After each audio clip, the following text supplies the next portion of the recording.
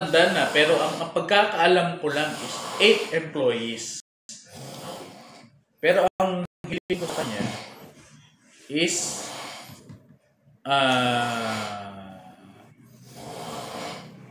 yung stay in.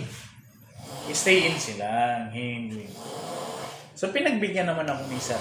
Stay in sila. Wala naman naging problema yon. Stay in sila. So, sila yun. Naging stay in sila yung mga tao ko dati. On the August 2025,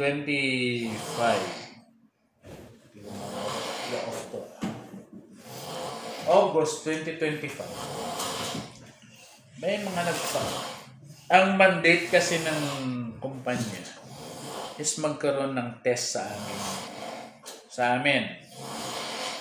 Magkaroon ng test. Anong test yun, sir? Sa COVID.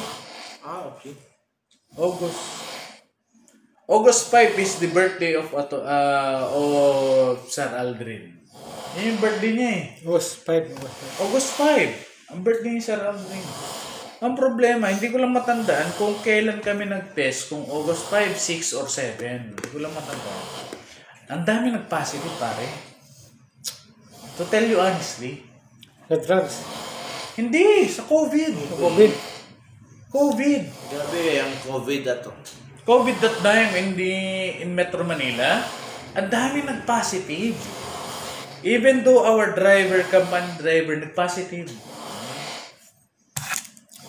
Ang pinagpapasalamat ko lang, nag-iisa akong negative. Ako lang ang nag-iisang negative that time. Para talaga sa'yo? Hindi para sa akin, pare. Masakit sa loob ko na para sa akin lang yun. Ang pinakamasakit ng pare, the company, on the total employees na yun, positive. Ngayon ang tanong, paano ko masusurvive yung sarili ko na lintik na yan, positive pala, nakakasalamuha ko, ako negative.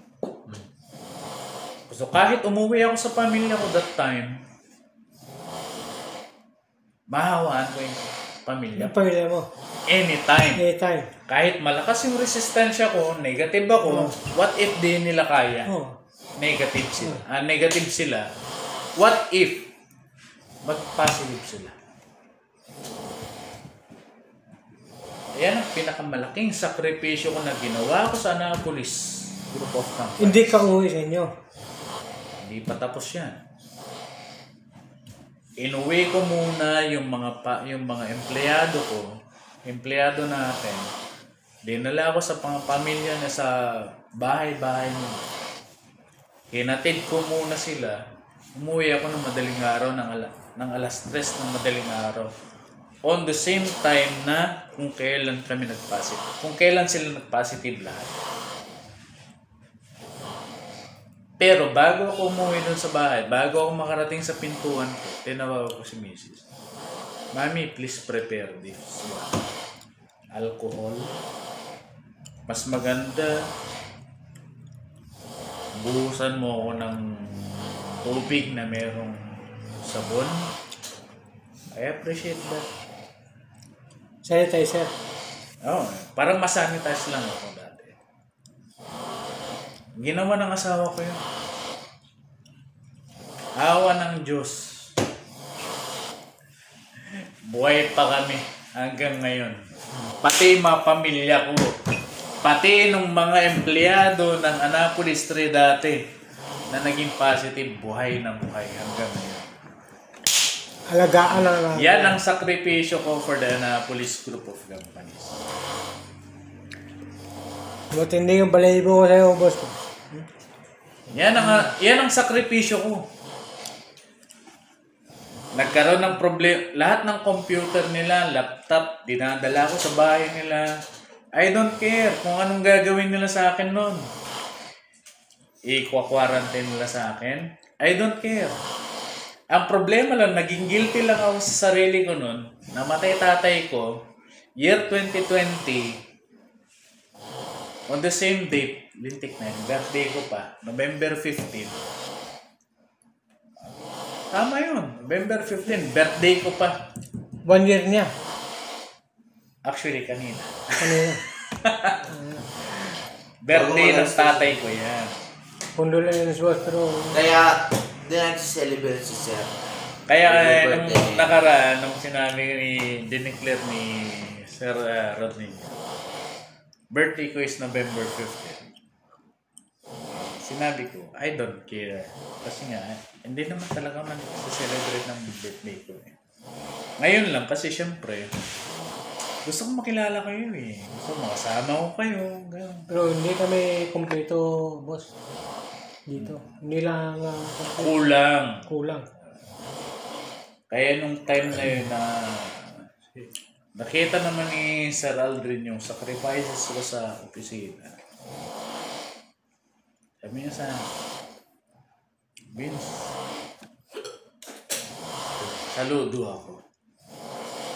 Bakit naman sir? Ano ko sa kanya? Hindi Sir. Grabe yung ginawa mo sa kumpanya. Sir ka ako. Ginawa ko na yung trabaho ko. Pinirmahan ko yung trabaho ko yan. Pangalawa, sa atin lang naman yung problema yan eh. Hindi naman, actually hindi ako naniniwala sa COVID before. Kahit kami dito. Hindi. Hindi ako naniniwala. Eto namatay tatay ko ng November 15, 2020. Nilibing ng November 2025. Hindi ako nakauwi kasi maku-quarantine ako ng 14 days. Ang problema, December 10, 2025, tumawag sa akin yung kaibigan ko dun sa Saudi. Yung kapatid ko mismo, utol ko, na COVID. Paano ko paniniwala? Anong papaniwala ako? Putay na, iyak ako nun. And ayaw kong ipaalam sa nanay ko na gano'n yung sitwasyon ng nanay ng kapatid ko. Ayaw kong ipaalam sa kapatid ko na gano'n yung sitwasyon ng kapatid ko. Sinulo ko lahat yun. Ang bidwila ka pala sa inyo, sir, ano? Ang maging grace lang ako nung dati. Ay, nagpapasalamat ako dati. Marami akong kaibigan. Buong mundo. Marami akong kaibigan. Hindi yung pagiging kaibigan ko na marami akong kapit. Dahil ganito yung posisyon ko. Hindi. Nung time ng pandemic na yon, lahat ng mga kaibigan ko flat.